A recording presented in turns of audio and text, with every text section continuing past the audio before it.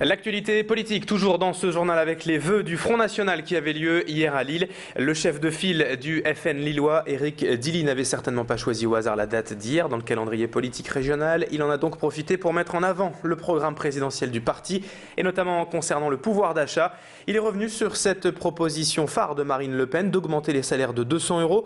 Une mesure financée selon le FN par une hausse de la TVA sur les produits importés fabriqués à l'étranger.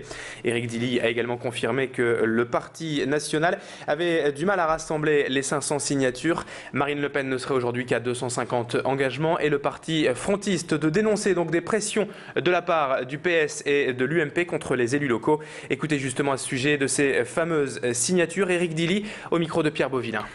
La situation est particulièrement dramatique. Il y a un refus quasi systématique de la part des maires de participer, d'ailleurs que ce soit pour le Front National ou pour les autres partis, de donner cette signature qui est nécessaire afin que les candidats puissent se présenter à cette élection.